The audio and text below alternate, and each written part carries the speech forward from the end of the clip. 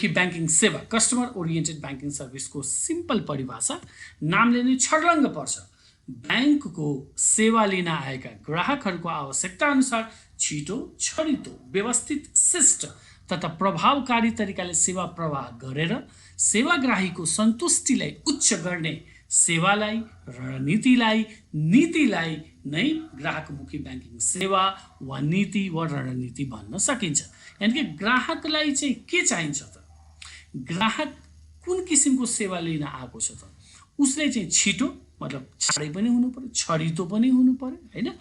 स्पष्ट तरिकाले बिना कुनै झन्झटिलो, हैन? व्यवस्थित, एकदम व्यवस्थित तरिकाले विदाउट एनी हिन्ड्रेन्स, शिष्ट, एकदम शिष्टाचार हिसाबले, नम्र, विनम्र तरिकाले र प्रभावकारी, इफेक्टिभ पनि हुनु पर्यो।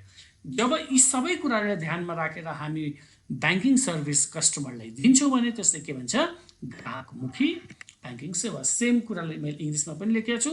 कस्टमर ओरिएन्टेड और customer focused banking service refers to the way, हैन, तरिका हो यो, in which service render to the banking customers is swift, efficient, managed, polite and effective with an aim to provide customer delight। सेवाग्राहीको सन्तुष्टिलाई उच्च बनाउन निम्ति जसरी हामी राम्रो काम गर्न सक्छौं ती सबै तरिकालाई हामी के भन्छौं? कस्टमर ओरिएन्टेड बैंकिङ सर्भिस भन्न सक्छौं। जब कस्टमरलाई नै केन्द्रमा राख्यो भने बैंकको लागि फाइदा हुन्छ, फाइदा भयो भने बैंक अगाडि बढ्छ। त्यसैले यसका केही महत्त्वहरू हेर्दैछौँ हामी। एकदम सजिलो छ। नयाँ ग्राहक बनाउन, क्रिएसन अफ न्यू कस्टमर। बजारमा धेरै कस्टमर यस्ता छन् जसले बैंकिङ सेवा लिइरहेको छैन। यदि हामीले राम्रो, हैन, सेवा दिन सक्यौं, ग्राहकमुखी तरिकाले सेवा दिन सक्यौं भने नयाँ ग्राहक हामी बनाउन सक्छौं। पुरानो ग्राहकलाई राखिराख्न, रिटेन्सन अफ एक्जिस्टिङ कस्टमर। जो हाम्रो कस्टमर छ उनीहरुलाई राम्रो सेवा दिएन के हुन्छ? उनीहरुले हाम्रो बैंक छोडेर अन्त जान सक्छन्। So in order to keep them, retain them with us, it is important.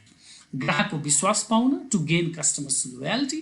तपाईले कुनै पनि ग्राहकले राम्ररी सेवा दिनुभयो, मुस्कान सहित भन्छ नि, सर्भिस विथ स्माइल गर्नुभयो भने त्यो ग्राहक चाहिँ के हुन्छ? तपाईको विश्वास पात्र बन्न सक्छ।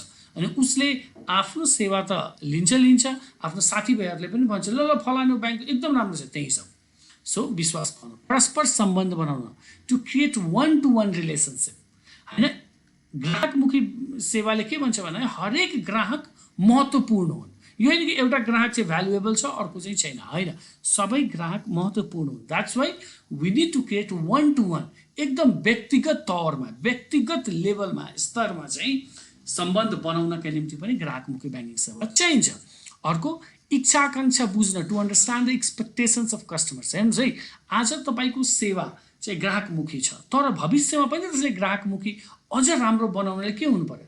कस्टमरको एक्सपेक्टेसन्स, इच्छा आकांक्षा बुझ्नु पर्यो र त्यही अनुसार हामीले सेवामा, आफ्ना प्रोडक्ट्सहरुमा, आफ्ना भनौं न सेवा गर्ने तरिकाहरुमा, टेक्नोलोजीहरुमा परिवर्तन ल्याउनु पर्दछ।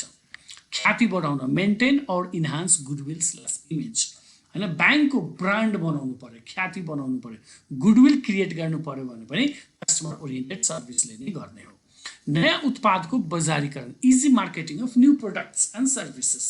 हामीले नयाँ कुनै सेवा ल्यायौँ, नयाँ कुनै किसिमको प्रोडक्ट ल्यायौँ, नयाँ किसिमको बैंकिङ डिपोजिट प्रोडक्ट ल्यायौँ या कर्जाको प्रोडक्ट ल्यायौँ भने त्यसले मार्केटिङ गर्न, बजारमा सबैले भन्नलाई पनि कस्टमर आफै तपाईको बजारीकरणको, मार्केटिङको काम गर्न सक्छ यदि उ तपाईसँग खुसी छ भने, सन्तुष्ट छ भने। प्रतिस्पर्धा झेला, beet the heat of competition. Competition जहाँ पनि छ, तपाई कसरी चाहिँ यो प्रतिस्पर्धी, हैन, युगमा चाहिँ अरूभन्दा अगाडि, अरूभन्दा नवीनतमताका साथ अगाडि बढ्न सक्नुहुन्छ त? हो, ग्राहकमुखी बैंकिङ सेवा दिनु पर्यो, हामीले इनोभेसन गर्नु पर्यो, नयाँ नयाँ प्रविधि ल्याउनु पर्यो, सुरक्षित तरिकाले हामी कम्पिटिसन अगाडि बढ्नु पर्यो, कस्टमरको कुरा बुझेर प्रोडक्टहरु डिजाइन गर्नु पर्यो। अनि त अर्को, निक्षेप र कर्जा विस्तार गर्न, expansion of deposit and credit. यो केही हैन, यो दुईटा जुन छ नि यसैको रिजल्ट हो, हैन? हामीसँग जति बढी ग्राहक त्यति बढी डिपोजिट र जति बढी ग्राहक त्यति बढी हामी कर्जा विस्तार गर्न सक्छौँ। अब बैंकले निक्षेप र कर्जा विस्तार गरेन भने त बैंकको महत्त्व नै के हुन्छ? अस्तित्व नै के रहन्छ? एक्जिस्टेन्स नै खतरामा आउँछ। नाफामुखी र दिगो कारोबार गर्न, प्रोफिटेबल एन्ड सस्टेनेबल ट्रान्ज्याक्सन्स। बैंकले नाफा कमाउने हिसाबले कारोबार पनि गर्नु पर्यो र दिगो सस्टेनेबल लामो अनन्तकालसम्म चल्ने गरी चाहिँ कारोबार गर्नु पर्यो। त्यसको लागि के चाहियो? तपाईँसँग कस्टमर हुनु पर्यो नि। ग्राहक छ, सेवाग्राही छ भने तपाईँले सेवा दिनुहुन्छ, उबाट नाफा कमाउनुहुन्छ भनेपछि तपाईँको ब्याङ्क, तपाईँको कारोबार अनन्तकालसम्म सञ्चालनमा रहन्छ। अब बेसिक प्रिन्सिपल्स केही हामी भन्छौँ, आधारभूत सिद्धान्तहरू जसको माध्यमबाट चाहिँ कस्टमर ओरिएन्टेड ब्याङ्किङ सर्भिसको कन्सेप्टलाई हामी एक्चुअलमा मटेरियलाइज चाहिँ गर्न सक्छौँ। पहिलो सिद्धान्त के हो? स्पिड, गति। तपाईँले दिने सेवाको एउटा स्पिड हुनुपर्छ। यो होइन कि कसैले 1 घन्टामा सेवा दिने, कसैले चाहिँ 10 दिनमा पनि सेवा नदिने, होइन। यसरी चाहिँ गर्नु भएन। तपाईँको एउटा गति हुनुपर्छ। यो पनि भन्दैन 2 मिनटमा सेवा दिने, होइन। सबै कामको एउटा प्रक्रिया हुन्छ। प्रक्रियागत हिसाबले तपाईँको सेवा चाहिँ प्रेडिक्टेबल हुनु पर्यो। उहाँ ग्राहक आएपछि उसले बुझ्नु पर्यो, ल म आएको छु भने आधा घन्टामा मेरो काम सकिन्छ। यानि कि स्पिड चाहिँ तपाईँले मेन्टेन गर्नुपर्छ। आफ्नो गति, सेवा कति गतिमा दिन सक्नुहुन्छ भनेर। क्ल्यारिटी, स्पष्टता, तपाईँको नियम कानुन, तपाईँको प्रक्रिया, प्रोसेस, तपाईँको फर्म्सहरू, होइन, फर्म्याट्सहरू, त्यो सबै स्पष्ट हुनु पर्यो, साधारण भाषामा हुनु पर्यो, सबैले बुझ्ने तरिका तौरले हुनु पर्यो, ताकि कोही कस्टमर आयो भने उसले सबै कुरा यस्तो यस्तो छ, म यसरी यसरी गर्छु, एभ्रिथिङ इज क्लियर भने कस्टमर के हुन्छ?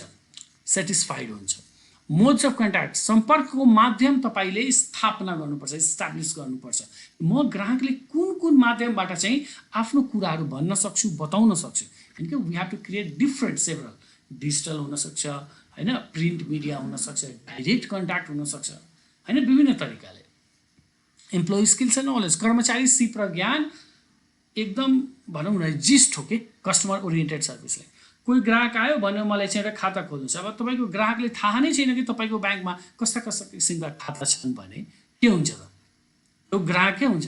म्हणजे कस्तो कर्मचारी छ उसले त के थाहा नै रहेछ। यानि कि ज्ञान र सिप पनि, कसरी बोल्ने, कसरी प्रेजेन्ट गर्ने, कसरी त्यो भन्छ नि सर्भिस विथ स्माइलका कुराहरू हुन्छन्, होइन, आफूले कसरी प्रेजेन्टेबल भन्ने, उसले कसरी मोटिभेट गर्ने, आफ्नो ब्याङ्कतर्फ आकर्षित गर्ने, यी सब स्किल्सहरू हुनु पर्यो। तालिम हो, तालिम पनि एकदम आधारभूत कुरा हो। कर्मचारीलाई, म्यानेजरहरूलाई, विभिन्न व्यक्तिहरू जो चाहिँ ब्याङ्कको एउटा रिप्रेजेन्टेटिभ हुन्, उनीहरूले तालिम दिनु पर्यो। तालिमबाट उसको सिप, ज्ञान, होइन, एटिट्युड, व्यवहारमा परिवर्तन आउँछ। ट्रान्सपरेन्सी, पारदर्शिता हुनुपर्छ। यो होइन कि ब्याङ्कले भन्छ ल हामी चाहिँ यो सर्भिस दिन्छौँ अनि भित्र चाहिँ अन्य किसिमका शुल्कहरू हुन्छ, होइन। सबै कुरा छर्लङ्ग हुनु पर्यो। There should be transparency. Cordial, मित्रभाव हो। व्यवहार त सबभन्दा इम्पोर्टेन्ट कुरा हो नि त। एउटा ग्राहक आउँछ रिसाएर, तपाईँ कसरी व्यवहार गर्नुहुन्छ? एउटा ग्राहक आइन्छ खुसी खुसी मनले, कसरी व्यवहार गर्नुहुन्छ? दुवै ग्राहकसँग तपाईँले जे गर्दा नि तपाईँको चाहिँ मित्रभाव हुनु पर्यो। You should be very cordial, you should be very welcoming, ताकि त्यो ग्राहकले चाहिँ कुनै समस्या नहोस् र उसको समस्याको समाधान पनि होस्। त यी बेसिक सिद्धान्त हुन् जसले चाहिँ फलो गर्नुपर्ने हुन्छ। विधि र तरिकाहरू धेरै छन्, जसमा पहिलो हुन्छ धैर्यता, प्यासेन्स। कुनै पनि ग्राहकको समस्या बुझ्न, उसले सेवा दिन तपाईँमा धैर्यता हुनु पर्यो। उसको सबै कुरा सुन्ने, उसको सबै कुरा बुझ्ने, ऊ किन आएको छ, त्यो धैर्यताका साथ तपाईँले त्यो धैर्यता देखाउन सक्नुपर्छ। त्यो कर्मचारीले, त्यो संस्थाले ध्यानपूर्वक सुन्नु, एटेन्टिभ लिसनिङ, यो दुइटै एउटै हो बट अलिकति फरक छ। धैर्यता तपाईँको व्यवहारमा पनि छल्किन्छ। लिसनिङ भनेको तपाईँ व्यवहार पछि चाहिँ तपाईँ उसको कुरा सुन्नुहुन्छ, उसको कुराले बुझ्ने कोसिस गर्नुहुन्छ, त्यो गर्न सकिन्छ। सञ्चार सिप, कम्युनिकेसन स्किल्स हामीले भन्यो नि, स्किल एकदम महत्त्वपूर्ण छ। कसरी तपाईँ कुरा गर्नुहुन्छ, कसरी आफ्ना कुराहरू अगाडि राख्नुहुन्छ, कसरी उसको कुराले बुझेर फेरि तपाईँ चाहिँ एन्सर दिनुहुन्छ, यी सब तरिकाहरू। उत्पादको जानकारी, नलेज अफ प्रोडक्ट, मैले भने नि नलेज त एकदम बेसिक कुरा हो। गुणस्तरीय सहयोग प्रणाली, क्वालिटी सपोर्ट सिस्टम पनि हुनु पर्यो। हुनसक्छ एउटा कर्मचारीसँग सबै प्रश्नको जवाफ नहुनसक्छ भने उसले चाहिँ के गर्नु? अब मानौँ न ग्राहक आयो, एउटा समस्या भन्यो, त्यो कर्मचारीले त्यो समस्याको समाधान गर्न सक्दैन भने इमिडिएटली उसले आफ्नो सुपरभाइजरसँग त्यो ग्राहकले लगेर राख्नुपर्छ, बुझाउनुपर्छ कि सर म्याम यो यस्तो समस्या छ, उहाँले के गर्दा ठिक होला। यानि कि तपाईँको सपोर्ट सिस्टम जुन छ, अब सपोर्ट सिस्टम व्यक्तिगत हुनसक्छ, टेक्नोलोजिकल हुनसक्छ, होइन, के भन्छ हाम्रो फेसिलिटी पनि हुनसक्छ। एउटा ग्राहक चाहिँ भनौँ न आयो, उसले तिर्खा लाछ भने तपाईँसँग तपाईँको ब्याङ्कमा पानी खुवाउने व्यवस्था हुनु पर्यो।